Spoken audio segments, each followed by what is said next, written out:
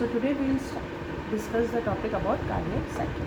So what is cardiac cycle? Cardiac cycle is a sequence of events between two heartbeat. That means एक heartbeat के beginning से लेके दूसरे heartbeat के ending के बीच में जितने भी इवेंट्स हमारे हो रहे हैं एक हार्ट के कॉन्ट्रैक्शन और रिलैक्सेशन के टाइम पे, वो कहलाती है हमारी cardiac cycle. Overall cardiac cycle का जो टाइम पीरियड होता है वो हमारा डिवाइडेड होता है एट्रिया और वेंट्रिकुलर का डायस्टोल और सिस्टोल में, and that includes your 0.8 second and 0.8 second. ठीक, now before starting the discussion about cardiac cycle, let's have a brief overview about the structure of the heart and how the blood is circulated in the heart.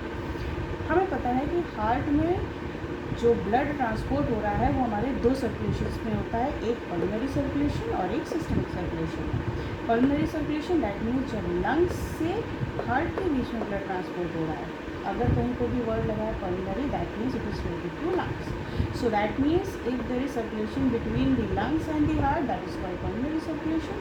और जब heart और tissues पूरी body के बीच में हमारा circulation होता है तो वो कहलाता है सिस्टमिक सर्कुलेशन। ना from lungs oxygenated blood that means जो भी हम लंग्स में इनहेल कर रहे हैं ऑक्सीजन, वो ऑक्सीजन ब्लड के साथ कंबाइन करके सीधे किसके थ्रू आती है, पल्मोनरी वेन के थ्रू लेफ्ट एट्रियम में। Overall we know that general concept जितनी भी आर्टरी होती हैं वो हमारा ऑक्सीजनेटेड ब्लड कैरी करती हैं और जितनी भी वेन्स होती हैं वो हमारा डीऑक्सीजनेटेड ब्लड कैरी करती है। ठीक, but there is one exception, pulmonary artery and pulmonary when.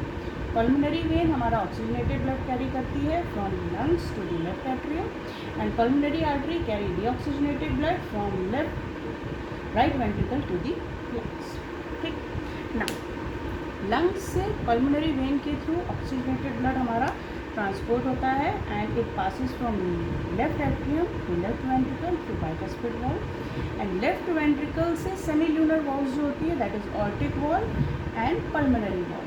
तो लेफ्ट वेंट्रिकल से हमारी ऑर्टिक वॉल जब ओपन होगी तो ऑक्सीजनेटेड ब्लड वेंट्रिकल से टिश्यूज में जाएगा थ्रू सिस्टमिक आर्टरी, और टिश्यूज से डीऑक्सीजनेटेड ब्लड हमारा राइट एट्रियम में जाएगा through the pulmonary systemic vein.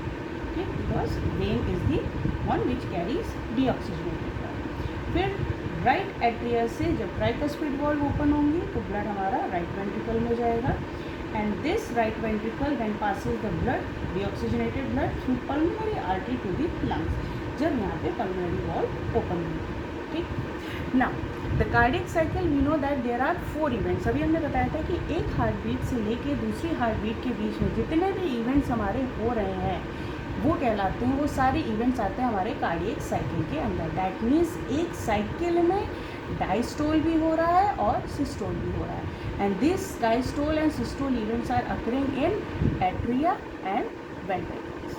ठीक, now so one cardiac cycle includes 4 events, atrial systole, atrial diastole, ventricular systole and ventricular diastole. Atrial systole का जो time period होता है that is 0.1 second, atrial diastole covers or completes in 0.7 second,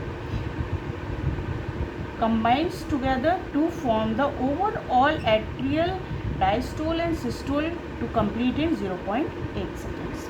Again ventricular systole completes in 0.3 second and ventricular diastole completes in 0.5 seconds. Overall they combine to complete the ventricular systole and diastole in 0.8 seconds. Okay, now let's start with the atrial systole. Okay, now let's see कि systole और diastole का मतलब क्या है। We already know that systole means contraction and diastole means relaxation.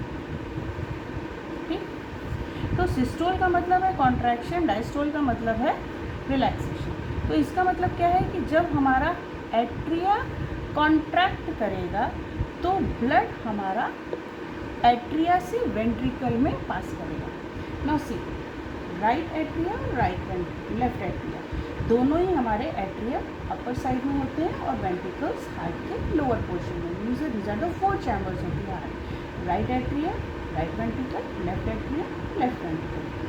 Right atrium से जब blood right ventricle में जाएगा तो इसका मतलब क्या है कि जिस टाइम पे ब्लड हमारा इसमें फिल कर रहा है वो स्टेट है हमारी डायस्टोलिक फेज। ठीक, तो जब टिश्यू से डीऑक्सीजनेटेड ब्लड राइट एट्रियम में जाएगा तो वो हमारा उस टाइम पे एट्रियल डायस्टोल होगा। So atrial diastole when the atrium remains in its relax state, तो उस टाइम पे क्या होगा कि ये हमारा ब्लड को फिल करेगा।